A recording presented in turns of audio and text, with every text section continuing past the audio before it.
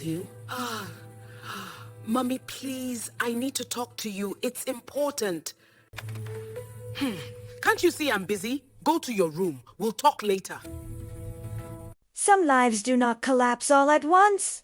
They break slowly, quietly, in moments no one pays attention to. This is one of those stories. It began in a modest Nigerian home, in a neighborhood where people greeted each other every morning and children played outside until the sun grew tired. From the outside, the house looked normal. Clean walls, a working gate, a mother who provided. But inside that house lived a teenage girl whose greatest struggle was not hunger, not poverty, not lack of shelter. It was loneliness. Her mother was a hard-working woman, a woman who carried responsibility on her shoulders like a badge of honor. She woke up early, slept late, and filled every hour with tasks that demanded her attention. She believed she was doing enough, because in her mind, providing was the same as parenting. But children do not measure love by effort. They measure it by presence. The girl had learned this lesson early. When she was younger, she used to talk freely. She would follow her mother around the house, telling stories that only children think are important. But with time, She noticed something change. her mother stopped listening. Every attempt to speak was met with the same words. Not now. I'm busy. Latte. Later never came. At first, the girl waited patiently. She believed one day her mother would have time. But days turned into weeks, weeks into months, and eventually, waiting turned into silence. She began keeping things to herself. Small things at first: how school felt stressful, how friends sometimes laughed at her, how she didn't always understand the changes happening in her body. She swallowed her questions and told herself they weren't important, but they were. At night, when the house finally became quiet, she lay awake, listening to distant sounds, dogs barking, generators humming, neighbors talking. Her thoughts were louder than all of it.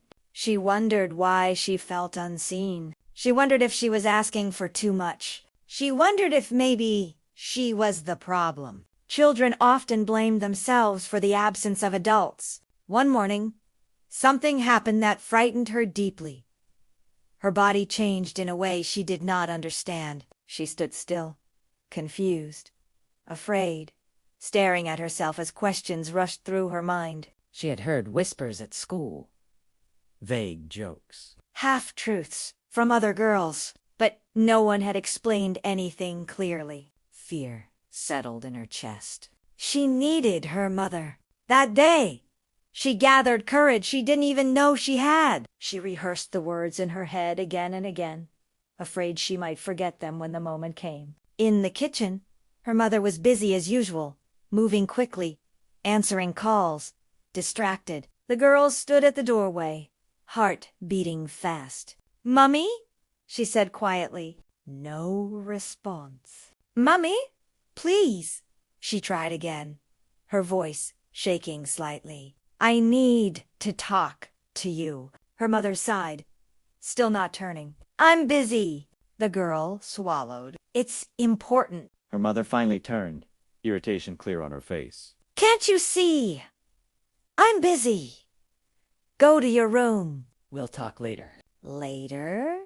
The girl nodded and walked away slowly. She closed her bedroom door and sat on the edge of her bed.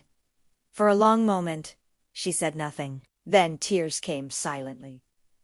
Not loud sobs, just quiet tears that soaked into her clothes. That was the moment she learned a dangerous lesson. Her voice did not matter. From that day on, she stopped trying. School became harder. Her mind wandered during lessons. Teachers spoke, but their words floated past her. She was present, Yet absent. During breaks, she sat alone. other students laughed and joked, but she felt separated from them by an invisible wall. She smiled when spoken to, but she didn't connect. Some students noticed. A group of girls approached her one day. They were friendly, warm, curious. They asked questions no one else had asked her.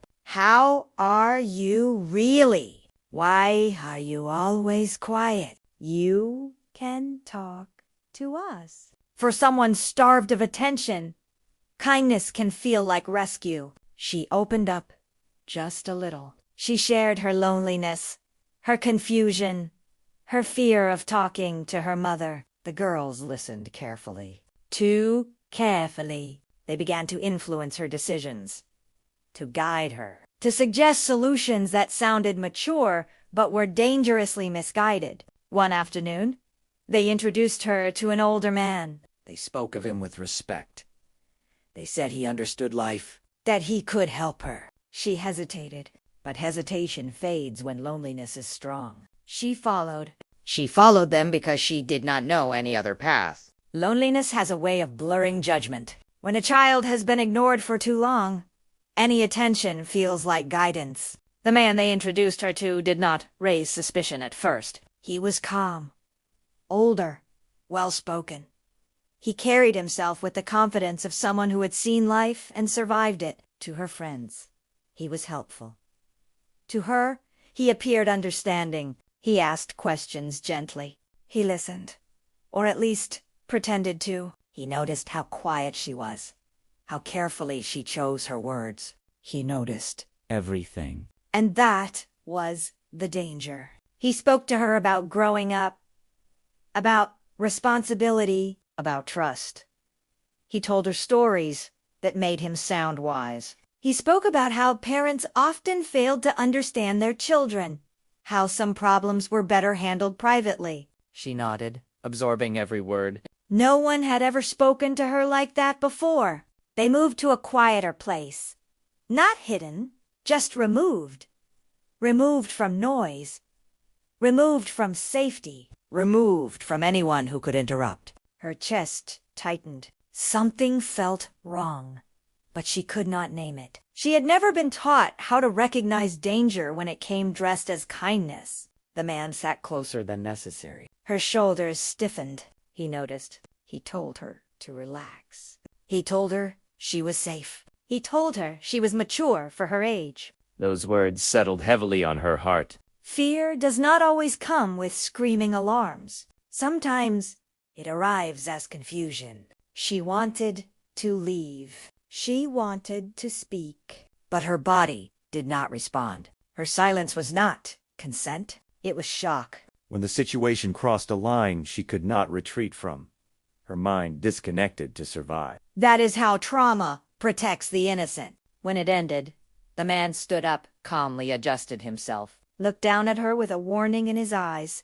No one will believe you, he said quietly. Don't bring trouble on yourself. Then he left. She remained there, frozen. Her hands shook, her heart pounded. Her world no longer felt real. She did not cry immediately. Shock does not always allow tears.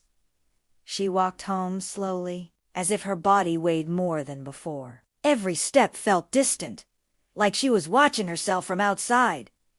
In the bathroom, she turned on the tap. She washed her hands again and again. She scrubbed her arms, her face, her neck. The water kept running. The memory did not leave. That night, she lay on her bed, fully dressed, staring at the ceiling. Her room felt unfamiliar, like it no longer belonged to her. Sleep refused to come. Each time she closed her eyes, the moment returned. Her chest tightened. Her breath became shallow. She whispered to herself, I should have spoken. But who would have listened? Days passed. Then weeks. Her body began to change again. At first, she ignored it, hoping it would disappear. But fear grew louder. She counted days. She remembered lessons she never received, knowledge she was never given. Panic took over. She returned to the same friends who had failed her once before. They spoke quickly, confidently, offering solutions that sounded easy but carried heavy consequences. Fear guided her decisions. One night, pain tore through her body. Sharp, unrelenting. Her strength faded. She collapsed. Sirens cut through the night. Hospital lights replaced darkness. Voices surrounded her, urgent, serious, unfamiliar. Her mother arrived breathless, fear written across her face. As doctors spoke, the truth unfolded slowly, piece by piece, each word heavier than the last. Her mother's world stopped. Questions flooded her mind. Questions she had never thought to ask before. When they were finally alone, her mother held her hand tightly, tears streaming down her face. "Why didn't you tell me?" she whispered. The girl turned her head slowly. "I tried." Those 2 words shattered everything. Her mother remembered every moment she had brushed her off. Every later. Every "I'm busy." Regret settled heavily on her chest. Healing did not come quickly. The girl withdrew further into herself. She spoke less, ate less, slept poorly. Loud sounds startled her. Silence overwhelmed her. Counseling began. At first, she said nothing. She stared at the floor, arms folded tightly around herself. But slowly, painfully, words began to come. she learned something important. What happened was not her fault. She learned about boundaries, about consent, about speaking up, about listening to instincts. Her mother learned to. She learned that being present mattered more than being perfect, that listening could save lives, that silence could kill. They talked, sometimes through tears, sometimes through anger, sometimes through quiet understanding. Trust did not return overnight, but it returned slowly. The girl found her voice again. She spoke in counseling rooms, then in small groups, then 2 other girls who looked just like she once did. Her story became a warning. Her pain became purpose. One day, she stood before young girls, her voice steady, her eyes strong. "Speak," she said. "Do not keep quiet. If something feels wrong, it is wrong." Her mother stood at the back, watching, not as a busy woman, but as a present one. This story is not about blame alone. It is about listening. It is about responsibility. It is about protecting the vulnerable. Because sometimes all it takes to save a life is one conversation. And sometimes silence costs everything. To every parent and guardian watching this story was not created to accuse you. It was created to remind us, lovingly but urgently, of the responsibility we carry. Many children do not shout when they are in trouble. They whisper. They test the waters with small questions, quiet moments. And children learn something dangerous, that their voice does not matter. Being busy is understandable. Life is demanding. But emotional absence can cost more than we realize. Our children need more than food, shelter, and school fees. They need access to us. They need to know that when they speak, we will pause. That when they are confused, we will explain. That when they are afraid, we will protect, not judge. Talk to your children early about body changes, boundaries, and personal safety. Do not wait for the world to teach them. The world does not always teach gently. Watch for changes, silence, withdrawal, fear. These are not stubbornness. They are signals. Reassure them. Your calm response can determine whether healing begins or silence continues. And if you are overwhelmed, seek help. Counselors, teachers, and professionals are partners, not proof of failure. Let this story be a reminder that sometimes the conversation we postpone is the one our child needs most. Be available, be present, because one conversation can protect a life. Thank you for listening.